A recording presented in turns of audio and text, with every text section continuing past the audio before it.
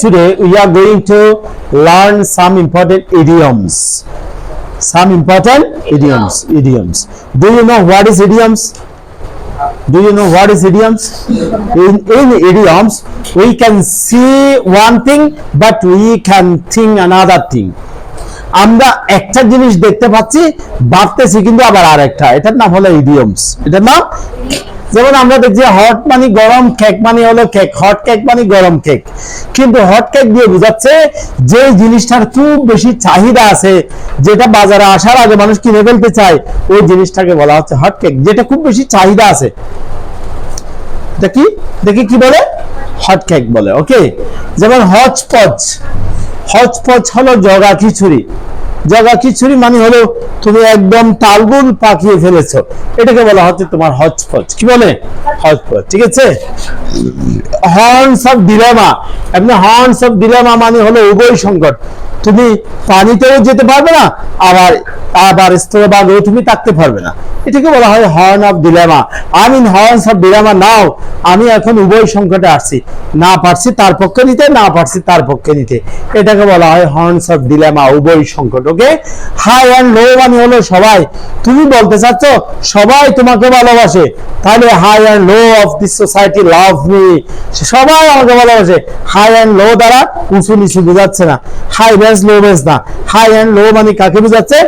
সবাই, সকল শ্রেণীর মানুষকে বোঝাচ্ছে। ওকে, হাই টাইম মানে হলো উপযুক্ত সময়। আমরা বলি ভাই it's high time to start, এখন এই সময় আমাদের শুরু করার। হাই টাইম দিয়ে, হাই মানে উঁচু, টাইম মানে সময়, উঁচু সময় না, এটা দ্বারা বোঝাচ্ছে আসলে উপযুক্ত সময়কে। ওকে, সুইটেবল টাইম। হেড ডে মানে হলো সুসময়, বিশেষ করে যে ফসল কাটার সময়, যখন চারিদিকে সবার ঘরে ঘরে নবান্ন আসে, তখন এই টাইমটাকে বলা হয় যে হে ডে। কি বলে? হে ডে। হিয়ার এন্ড দেয়ার মানে সব জায়গায়। হিয়ার এন্ড দেয়ার এটার অর্থ হলো সব জায়গায়, সর্বত্র। Here and there, I can see you all there, I can see you here and there, আমি তোমাকে সব জায়গায় দেখতে পাই। Here and there. Sir, heart to heart মানে অন্তরঙ্গ ভাবে। They discussed the matter heart to heart, অন্তরঙ্গ ভাবে একসাথে বসে আন্তরিকতার সাথে কথা বলেছিল। ওকে, had a tail মানে হলো মাথা মুন্ডু। বলছে তোমার গল্পটার আমি আগামাথা কিছু বুঝি নাই। এই যে আগামাথা বলে, এটাকে ইংলিশে বলা হয় had a tail, had a tail। Okay, heart and soul. Heart and soul মানে হলো মনে প্রাণে। বলছে ফাইসাল তার কাজটা করেছে যে একদম মনে প্রাণে।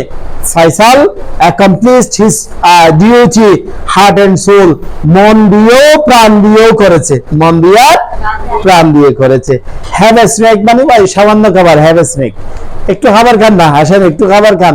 হ্যাভ এ স্ন্যাক, দুইটা বিস্কিট দিল, এক গ্লাস পানি দিল, এটা হালকা খাবার, এটাকে বলা হয় জল খাবার, এটাকে বলা হয় স্ন্যাক। কি বলে? Snacks. Okay, heart of hearing মানে হলো প্রায় বধির যারা ভালো করে শুনতে পায় না, এদেরকে বলা হয় যে heart of hearing. Heart of hearing, আমার কথা বলছো, আম হার্ট অফ হিয়ারিং, আমি একটু কম শুনতে পাই, প্রায় বধির। এই হার্ট অফ মানে হলো অভাবগ্রস্ত। বলো তো, আমি খুব বেশি অভাবের মধ্যে আছি। ইংলিশে বলতো I'm very hard up just now, I'm very hard up just now, আমি খুব ভাই অভাবের মধ্যে আছি। এখানে আমরা দেখি হার্ড এন্ড ফাস্ট মানে হলো ধরাবাঁধা নিয়মগুলো। ধরাবাঁধা নিয়ম, এতটাই উঠতে হবে, এতটা যেতে হবে, এতটা খেতে হবে, এগুলাকে বলা হয় যে হার্ড এন্ড ফাস্ট রুল। কি বলে? Hard and fast. Hard and fast rule গুলো আমার একদম ভালো লাগে না। নজরুলের নাম তোমরা শুনেছ, কাজী নজরুল ইসলাম, সে ধরাবাঁধা নিয়মগুলো সে পছন্দ করতো না। He didn't like hard and fast rule of life. জীবনের ধরাবাঁধা নিয়মগুলো কে পছন্দ করতে না বলো? কাজী নজরুল ইসলাম। ওকে, গো ওভার হলো পরীক্ষা করা। আমরা গো মানে যাওয়া, কিন্তু গো ওভার মানে কি বলেছি? পরীক্ষা করা। গো মানে যাওয়া, কিন্তু গো থ্রু মানে পরে চলে যাওয়া, পরে সামনের দিকে চলে যাওয়া। গো করতে যাওয়া, কিন্তু গো ম্যাড মানে পাগল হয়ে যাওয়া কোনো কিছুর জন্য, সত্যি পাগল না, কোনো কিছু পাওয়ার জন্য, খাওয়ার জন্য একদম পাগল হয়ে যাওয়া, এটাকে বলা হয় যে গো ম্যাড। কি গো হ্যান্ড ইন হ্যান্ড, হাতে হাত ধরে চলা, এটার অর্থ হলো একত্রে সামনের দিকে চলে যাওয়া। গো ফর, খুব কাজে আসা। ভাই তুমি যে আমার স্কেলটা দিছো, সে স্কেলটা আমার বেশি কাজে আসছে ভাই পরীক্ষার মধ্যে, এটা হলো গো ফর। এটাকে আমরা কি বলবো? Go for. গো মানে যাওয়া, কিন্তু গো হেড মানে সামনের দিকে যাওয়া। গো মানে যাওয়া, গো আপ মানে হলো উপরের দিকে যাওয়া। গো মানে যাওয়া, গো ডাউন হলো নিচের দিকে যাওয়া। গো মানে যাওয়া, গো বিয়ন্ড মানে হলো নাগালের বাইরে চলে যাওয়া। ঠিক আছে। গোট হেড, এই গোট মানে ভালো, কিন্তু গোট হেড মানে হলো দক্ষ। গো অর্থ যাওয়া, কিন্তু গো স্ট্রে মানে হলো বিপথে চলে যাওয়া। হার্ড হলো কঠিন, কিন্তু হার্ড টাইম মানে হলো দুঃখের সময়কে বলা হয় যে hard time. I am passing my hard time now, ভাই আমার এখন কষ্টের দিন চলছে, আমার জ্বালাইও না। ওকে, হ্যান্ড টু হ্যান্ড মানে হলো মুখোমুখি, কি ফেস টু ফেস আর কি। হ্যান্ড টু মাউথ মানে দিনে এনে দিনে খাওয়া, এটাকে বলা হয় যে hand to mouth. The poor live from hand to mouth, গরিবেরা দিনে এনে দিনে খায়। হ্যাঙ্কার আফটার, কোনো কিছুর পিছনে পাওয়ার জন্য ছুটাছুটি করা, ওটাকে বলা হয় ডোন্ট হ্যাঙ্কার আফটার মানি, টাকার পিছনে ছুটিও না। Don't hanker after your work, সম্পদের পিছনে ছুটিও না, এটাকে বলা হয় hanker after. Okay, hale and hearty মানে সুস্থ। I think you are hale and hearty everybody, আমি আশা করি তোমরা সবাই সুস্থ, hale and hearty. Hale and green revolution, কি বলে? গ্রিন রেভলিউশন, সবুজ বিপ্লবকে ইংলিশে কি বলে? গ্রিন রেভলিউশন, ঠিক আছে। গোল্ডেন টাইম মানে হলো সুসময়। গোল্ডেন অপরচুনিটি মানে হলো সোনালী সুযোগ। গোল্ডেন এজ মানে হলো সোনালী যুগ, সোনালী যুগ। ওকে, গেট ওভার হলো অতিক্রম করা। গেট ওভার কি বলেছি? অতিক্রম করা, get over. Okay, get on মানে হলো যানবাহনে আরোহণ করা, গেট অন, আর নেমে যাওয়া হলো get off. Get on, get of.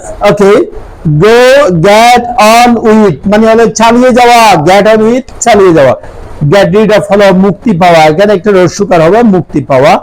Give and take, আদান প্রদান, give take, give and take, এটাকে বলা হয় যে আদান প্রদান, আদান প্রদান। ওকে, গিভ অ্যাওয়ে মানে হলো দান করা, গিভ অ্যাওয়ে মানে হলো পুরস্কার দেওয়া, গিভ অ্যাওয়ে হলো দান করা। গিভ বার্থ টু হলো জন্ম দেওয়া, জন্ম দেওয়া। গিভ ইয়ার টু মানে হলো কান দেওয়া, কান দেওয়া। এই give year to my speech, আমার কথায় খান দাও, গিভ ইয়ার। গিভ সাক হলো স্তন্য দান করা, দুধ পান করানো, মা আমাদেরকে দুধ পান করায়, এই যে স্তন্য। মাই মাদার গেভ সাক, আমার মা আমাকে দিয়েছিল, স্তন্য পান করিয়েছিল। গিভ ইন হলো পরাজয় স্বীকার করা, বশ্যতা স্বীকার করা। তাহলে we have learned in our today's class many important idioms. Idioms are so important and they play a vital role in our spoken time. Whenever we like to speak English, we need these kinds of idioms to express our opinion in a modest way, in a beautiful way, in a wise way. That's all. Thank you very much. Best of luck.